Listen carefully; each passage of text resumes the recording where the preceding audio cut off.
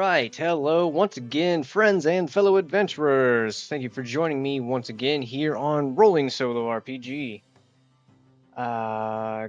Quick rundown of the things we use to make all of this happen. We've got Pathfinder 2nd Edition Remaster for our rule set. We've got Roll20 for our battle maps and our tokens and our turn trackers. We use Mythic GM Emulator 2nd Edition as our oracles, as our tables, and as anything we need for inspiration and to continue on. We also use it for the adventure lists, threads, characters, keeping track of all that. Very useful, very helpful. We also use Herolabonline for our character sheet, which, speaking of, I need to get our heroes' character sheets ready to go. And then also in the background, I have Spotify playing some royalty-free tracks for the frequent times that I stop talking and there's nothing going on. That way it's not boring for anybody listening. Alright. Hero Labs, what you doing? Gonna need you to... There we go, thank you.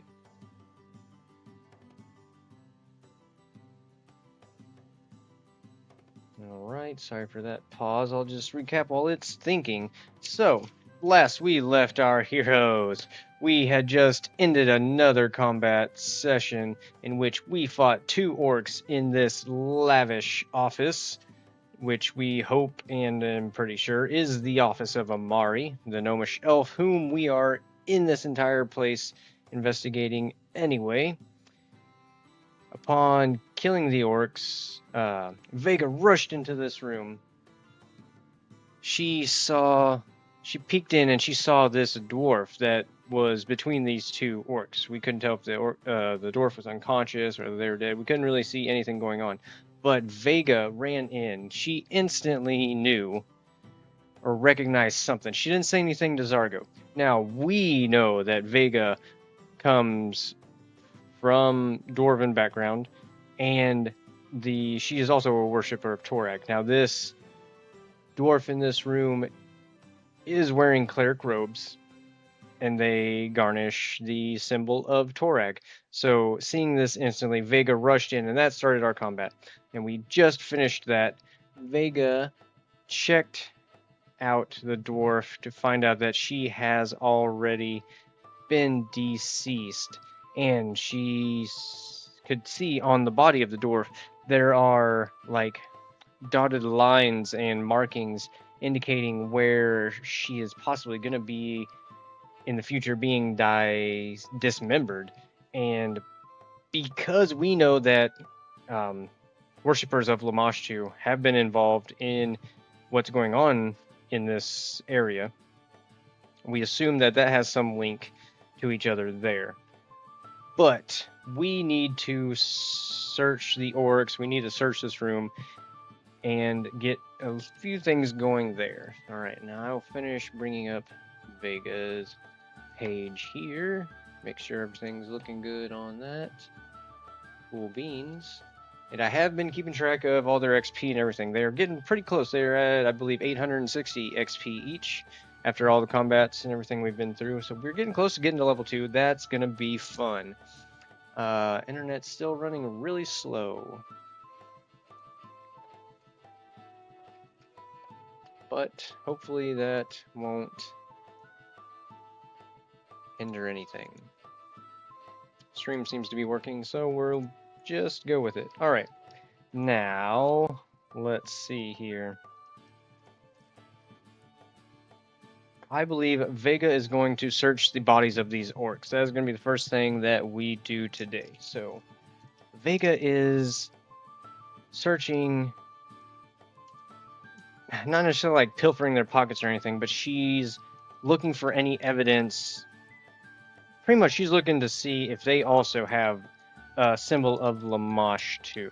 Now, I have something in my head that I'm thinking would be pretty cool, so I'm gonna roll for that. So let's just say, do these orcs have any symbols of Lamashtu on them? And I'm gonna say that this is very unlikely. and I'll show you why, depending on this dice roll.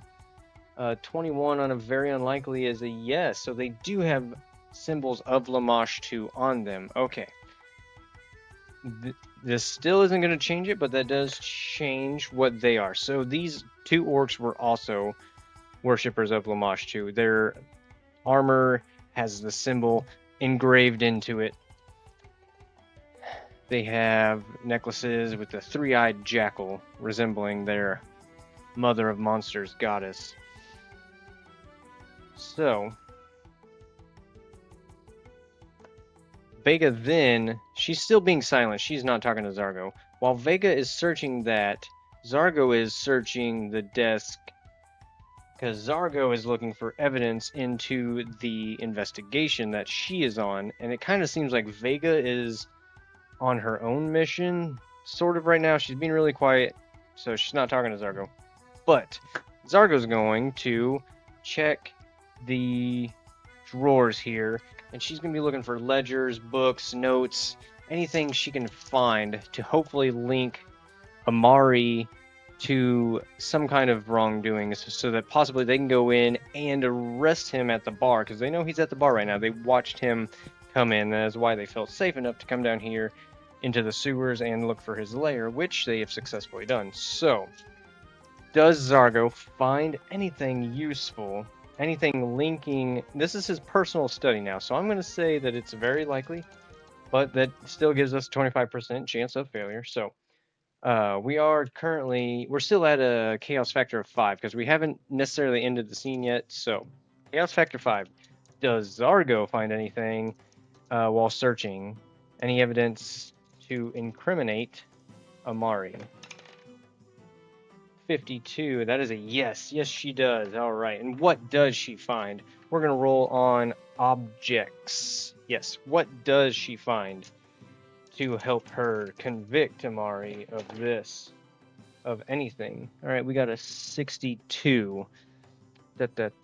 62. We got moving. All right. And 35. Moving and fancy. All right, that one was kind of easy.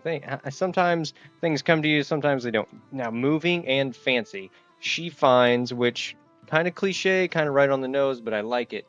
She finds a ledger right in the first drawer she opens in the desk. Ledger, and it has his initials. Mari. You know what? We'll roll. How do we pick out a last name? We'll just roll new name on the Amari Luna. Okay, sure, good enough for me. So she sees a Luna on the journal, and inside she flips through. She finds transactions, lists, names, prices, items that were sold. Because what I rolled was fancy. Because so they're selling fancy stuff, and moving, they're moving it, they're selling it. Those just kind of go together. I like that. So cool. Moving fancy. They are moving fancy objects, stolen objects. Maybe something that got stolen from a museum that was in our first session. So Zargo actually looks through for that. I'm going to say that it is nearly certain. Does she find the object that was stolen anywhere in the ledger? It'd probably be in some of the newer pages. Nearly certain. That's going to be a 29. So yes, she does. So boom, she has evidence linking the item that was stolen from the museum to this book and linking this book to Amari. So she has exactly what she needs to convict Amari. If they get out of here and can arrest Amari, all that will come up. But while Zargo was doing that successfully, so that's awesome. Zargo did find some evidence. Vega, after she searches the orcs' bodies, still silently, very anger on her face. Zargo can tell this is why Zargo's not necessarily. She's kind of like avoiding eye contact with Zargo or Vega while she's searching through the desk and everything. Anyway, She goes over and she searches the dwarf as well. And Zargo kind of gives her a strange look. She's kind of like, she's not looting the pockets again or anything. It seems like she's searching for something. Um, does she find what she is looking for? I'm gonna give it a 50-50. Does she find what she's looking for? Ooh, a 96 extreme no. Okay, now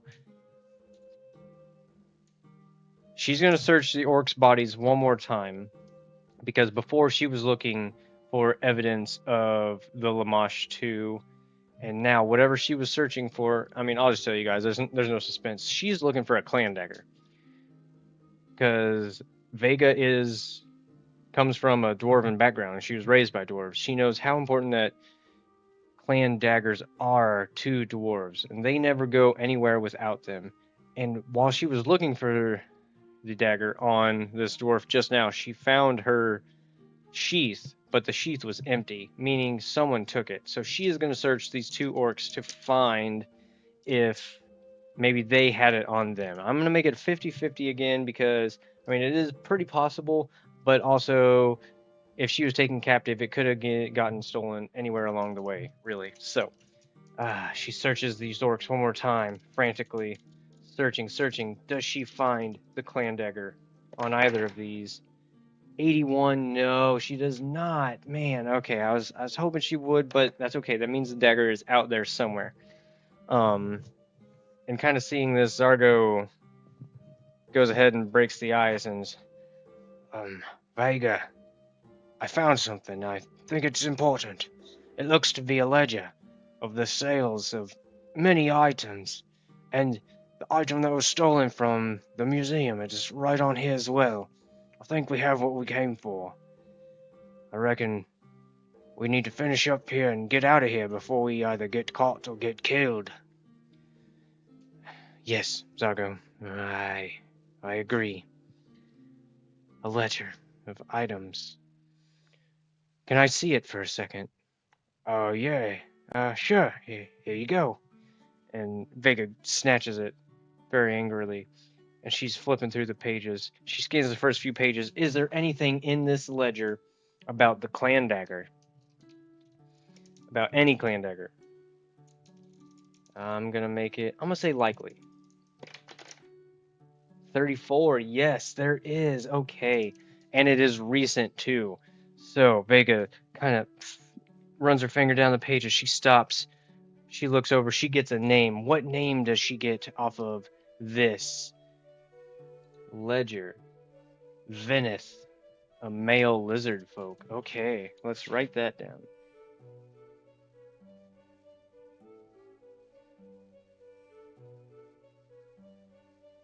Lizard folk. Purchased clan dagger.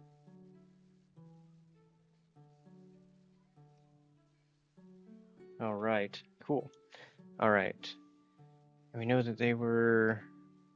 Okay, Zargo got the ledger. Got the ledger. Awesome possum. Hello, Black Sheep, if you are still watching. It says I have 0 viewers, but you're in the chat, so I assume that you're in here. Welcome.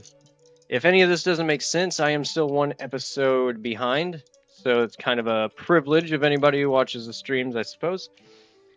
But we have the ledger in hand, and Vega has an answer to where this clan dagger could be. Now, let's see, how would they go about doing this? Vega's not going to want to leave this dwarf's body here, so all right, they're going to search for a way out. Zargo slips the ledger in her backpack, and they agree they need to find a safer way out of here. Hopefully not through these sewers, because again, they have came up into what they can tell is like the basement, probably multiple basements of kind of a collection of houses in town. So there's got to be an alternate way out of here. And they're pretty sure it's not from the way they came, and there is one other door in this room. So Zargo and Vega are going to they're going to go over here and check this alternate door in this room. Is this door locked? I'm going to make it likely, because if this is the main coming and going of Amari and his office with all his evidence and everything in there, there's a pretty good chance it's going to be locked. So is this door locked? Chaos factor 5 on a likely. That's going to be a yes. Yes, it is. It is locked. But if it is a simple or a poor lock, Zargo might be able to break through it. None of us have any lock picks on us. So a simple lock is a DC. All right. We'll ask the dice. We'll. If it's not a simple lock, it'll be a poor lock. But I'm thinking it's most probably going to be a simple lock. So is this a simple lock? Likely. Ooh, 77. No. So it is a poor lock, which is good for us. 77 is above our chaos factor, so we don't have to worry about a random event right now. All right, so that's going to give us a poor lock, which is DC 15 thievery to unlock, but we don't have unlock. So general rule is you bump up the difficulty a little bit for the force open, which is going to be an athletics check from Zargo to try to break this door down. So they check the door. It's locked. Zargo kind of stands back. She gets her shoulder ready. She runs at the door full force. A 12 and a 7. Oh no, that's a 19. One shy of hitting it. She boom shoulders the door. She can hear the timber crack just a little bit. She's pretty confident that she can get this door open with just a hit or two more. So she kind of backs up. She puts her shoulder down. She charges forward again. Oh, for a fail. Boom! She shoulders it. She must have hit it in the wrong spot this time, because she kind of bounces off the door. I'm going to give her a couple more tries. I'm not just going to let her keep trying until she succeeds, but she's going to try again. Shoulder down. She goes in for it. Oh, another fail. Now this isn't... I'm going to give her one more. Yeah, I know. Internet's slow. All right, I'm going to give her one more try, and if she can't, then they might just have to backtrack. All right, one more try. If not, they're going to backtrack. Zargo kind of gruffs up. She rolls her shoulder just a little bit, starting to get sore. She's only got one more chance in her. She runs. She plows into the door. Come on, baby. 4. Man, I've hit every single digit number, I think. She does miss. Now, well, she fails. She doesn't miss the door. She hits the door. She just bounces off of it.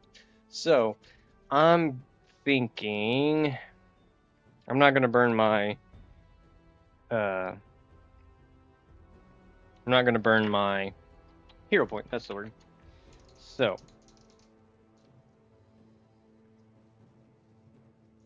Zargo and Vega kind of look at each other. They agree that I guess they'll just have to backtrack. So they go to pick up the body. But as they start to pick it up, they hear a buzzing sound, like a fly. And then they see a fly. It kind of flies by and it lands on the dwarf. And then just a second later, a couple more flies fly in from out of the corners of the room. And they land on the dwarf as well. Vega's trying to shoo the flies off. But suddenly, more flies fly in from corners of the room. Now flies start swarming in, and they start going inside the body of this dwarf. And as they do, the body begins to sit up and get up, and we are going to... Okay, they were coming over here to... They were getting ready to pick the body up and carry it out of here. Now, As they did that and the flies swarmed in, we're going to go into initiative because the body starts to animate itself from these flies. And as it does, we're going to we're going to use her, but it's going to have a different icon.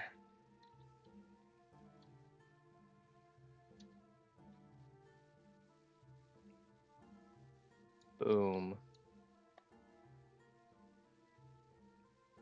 As the rancid smell of the rotting flesh begins to kind of permeate out from where these flies have made their way in.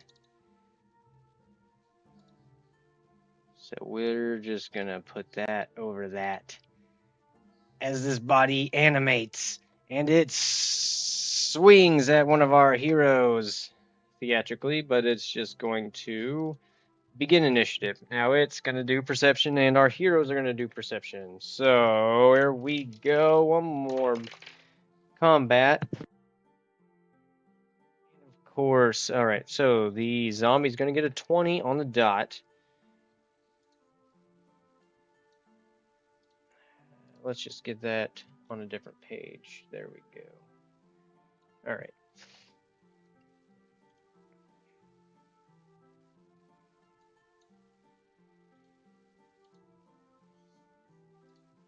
20 on the dot. Boom. And then we got Vega, who rolled a 10, and she has a 17 perception, or a 7 perception, so it's going to be a 17 total. And then Zargo has a 5, so Zargo also got a 20. Right, so we will have them roll off again. So we'll see who goes first. Whoever rolls higher on this one. All right, and of course Zargo lost because the enemy's dice always roll high. That's just the name of the game. So we're gonna put Zargo at a 19, just for simplicity. Boom, boom, boom. So the plague zombie does get to go first, and it's gonna strike out at Vega. I'm just gonna say Vega. It's gonna strike at Vega with its first action. Now, if I'm not mistaken, zombies are slowed, so they only get 2 actions. First action, it is going to strike at Vega with a 4. Okay, cool. 4 plus its 9 is going to be a 15, and that is not going to be enough to hit Vega, which is good because Vega is missing some hit points. So, Vega is able to step backwards out of the way, but it's going to come in with its second swipe with another 4. Awesome, another miss. It is slow. Vega is way too nimble to be hit by this zombie at this time. Next, we have Zargo up. Zargo, who is holding... no, I don't think they were holding their weapons. They were getting ready to pick this body up. They were not armed. So Zargo's going to take her first action, and she is going to grab her sword and shield. And she's going to use her second action to strike. Nice, an 18 plus a 9. That's going to be 27. That is going to be a crit. Yes, it is. Good job, Zargo. Man. All right, it's just going to be a D8 plus 4, and then we're going to double it. But we also roll our D6 to see where she lands her hit. 2, she's going to hit in the left arm for 7 and 4. That is going to be 13 points of damage. No, it's not. So that's going to be 11 points of damage. But double that is 22 points of damage. And on top of that, weakness 10 to slashing. So 11, 22, we got 32 points of damage. Oh man, good hit, Zargo. All right, we are subtracting 32 points of damage. One chunk. Zargo cleaves off, blow, the entire left arm of the zombie, coming into its rib cage, shattering parts of its rib cage. Sorry to Vega's possible friend here. We don't know if she'd recognize this person or not. We'll take care of that after this battle. So, second action, first strike of the combat. Zargo, good job. She is going to, but she's not she's been taking a lot of damage in this, so she's going to use her last action to raise her shield. All right, next up we have Vega. Vega is going to use her turn to draw both her weapons since she's in melee range. I do forget she has a bow. I'm going to have to remember to start using that. But she draws Shing, her dagger in one hand and her short sword in the other, and she is going to immediately throw a strike for her second action.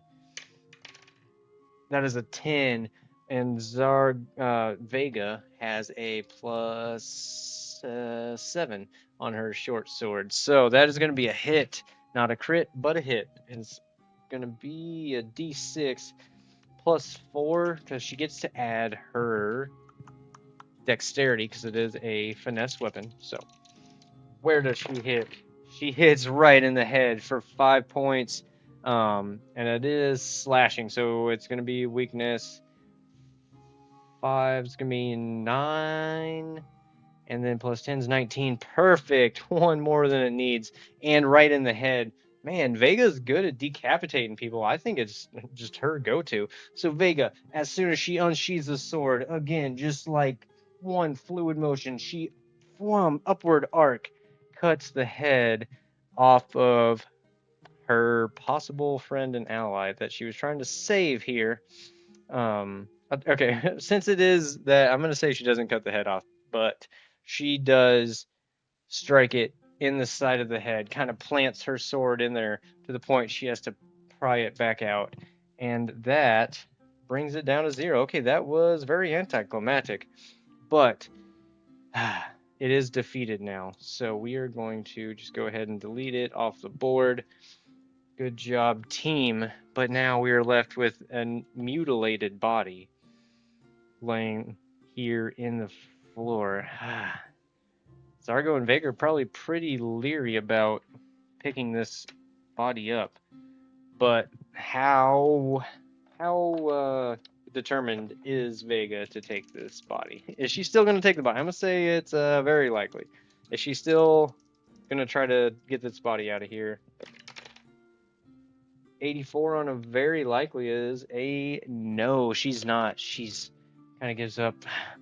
Fine, Zargo, forget it. Her body is too desecrated. Her dagger is missing. Let's just get back to the guardhouse and send for some reinforcements. Maybe we can get in here and reclaim the body that way. We need to get out of here before more happens. Zargo agrees with her, and they both make their way back out of this place.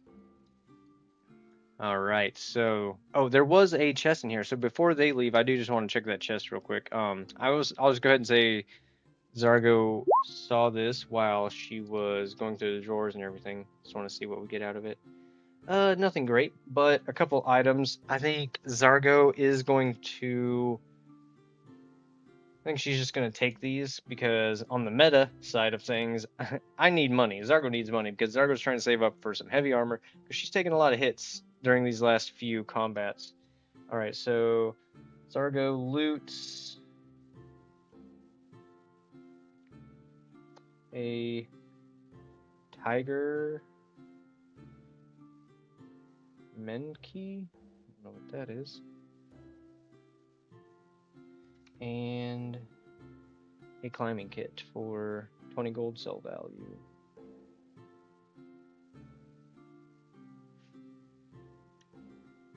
Awesome. Cool beans. All right. So she stows that in her backpack, and that happened before we did all this anyway. So Zargo and Vega are going to make their way out. Now they follow their steps back the way they came.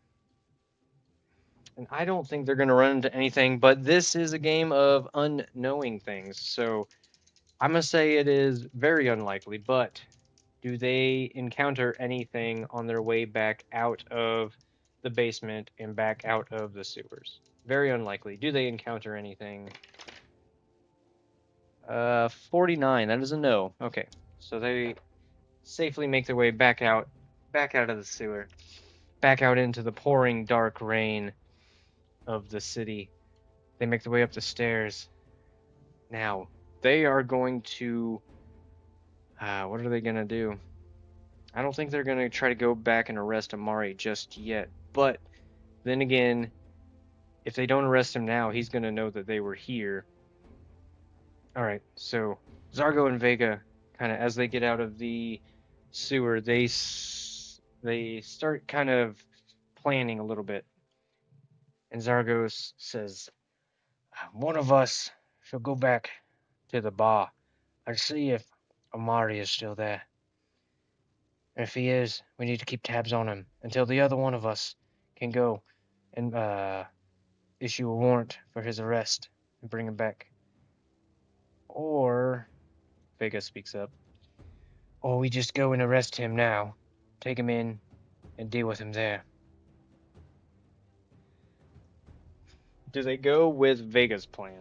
Because Argo's thinking a little bit more by the books. Vega's thinking go in, get him now. What do you think? So we'll make it 50-50. Do we go with Vega's plan of arresting him now? 50-50. Oh, 54. No, we're going with Zargo's plan. Okay. Zargo says, no, Vega, please, you just go to the bar. Keep an eye on him, and I will go get backup, and we will arrest him the right way. Vega kind of grimaces, nods her head, and she heads back to the bar. Now, Zargo heads to the guardhouse. She goes inside. The chief, the captain, he is not going to be there. I'm thinking he's just kind of works day shift, and we're probably about 1 in the morning right now. 1, maybe getting 2. So she's goes in. She musters any of the extra guards that she can find, any that she passes on the way as well. And I'm going to roll a d4. How many guards is she able to get with her? Just 1 more. Okay, so it's a pretty slow night. She only finds 1 guard in the guardhouse willing to help them. Or that has time to help them. It's not like she found unwilling people. So, yeah, my internet's running really slow. I might just go ahead and call this because, yeah, we're at 32-minute mark anyway. So, that's going to be a good place to call it. Zargo is at the guardhouse searching for reinforcements. Vega is making her way back to the bar. Whether Amari is still there, whether the guards are able to make the arrest tonight, we will not find out until next time. So, thank you all for watching. And as always, hope to see you here next time. Thank you, and goodbye, friends.